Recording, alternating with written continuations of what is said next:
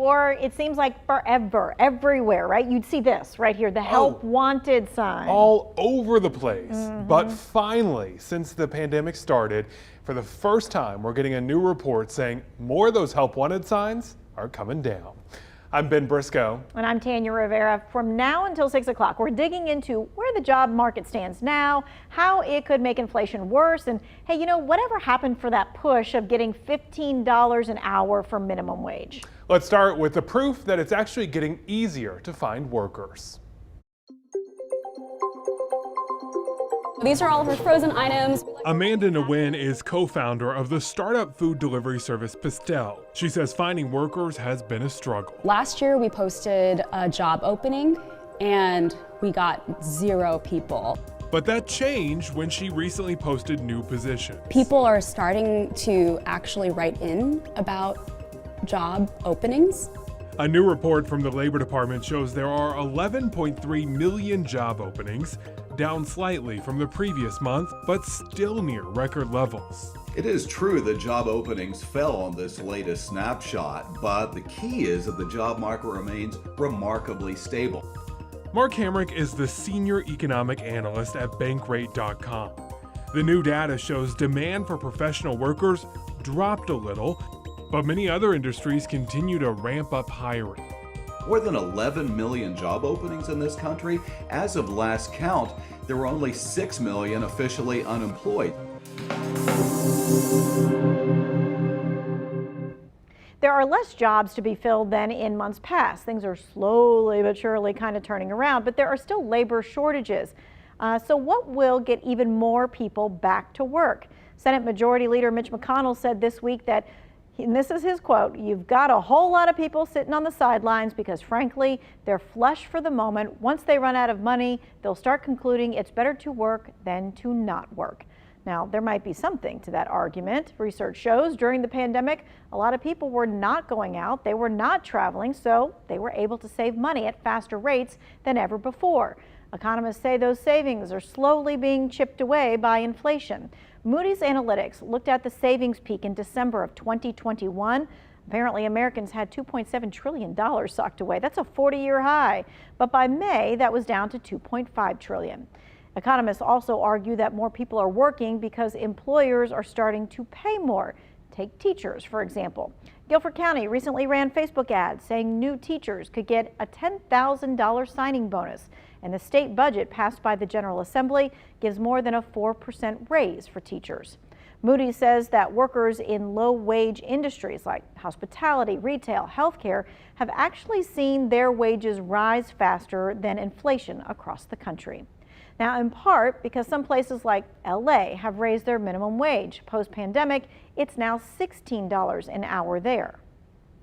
LA is a really expensive city to live in, and we totally understand where the employees are coming from. So,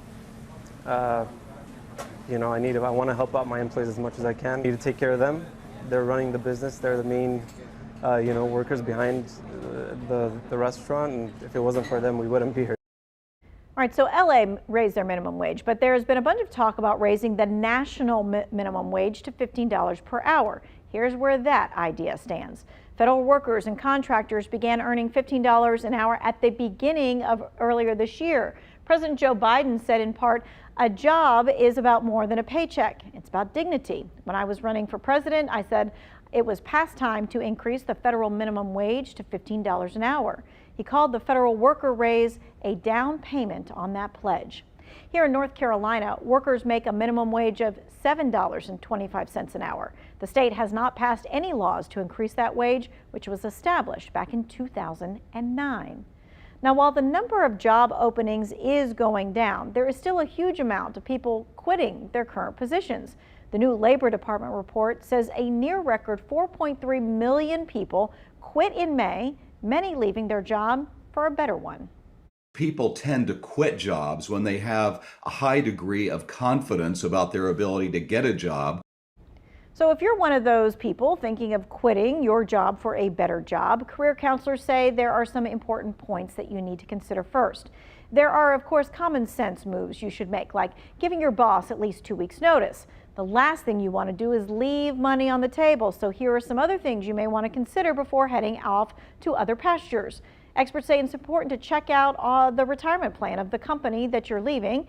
If you leave before you're fully vested in the plan, it could really cost you. I may not be fully vested in the matching contributions as well as the earnings associated with those matching contributions. So I want to make sure that I understand where I am vested. You want to ask about vacation, overtime, sick pay that you may have accrued. And then, of course, there's insurance. If you've paid into a flexible spending account, Palmer says that will not follow you to another job. I want to make sure that I use that money before I leave. So maybe it's new eyeglasses, dental checkup, braces for the kids. Well, and you also want to leave on friendly terms. A well-written resignation letter can help with that. Experts say it's important to do all you can not to burn any bridges. Better pay, better jobs are helping people weather inflation, and buying isn't slowing down too much. But right now, things are more or less okay. Most people are working. The unemployment rate, which is something lots of people do pay attention to, is very low. It's 3.6%. And not only are most people in the United States working, many people are seeing wages rise. But economists say if we all keep spending at the same rates, inflation is not going to go back down. It's going to take slowing our spending habits to decrease demand. That is kind of a very tight rope walk because slowing too much could then cause a recession.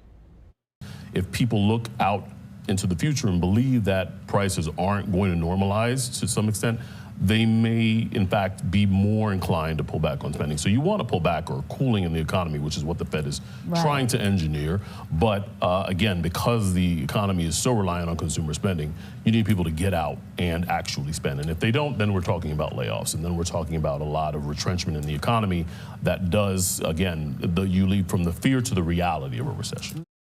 So there's like that sweet spot that we all don't know where it is. The mysterious sweet spot out there. The bottom line, experts see things getting better. People are going back to work despite the prices, but there is a push through, of course, that recession if it comes to that. Yeah, and hopefully we won't get to that and we will find the sweet spot.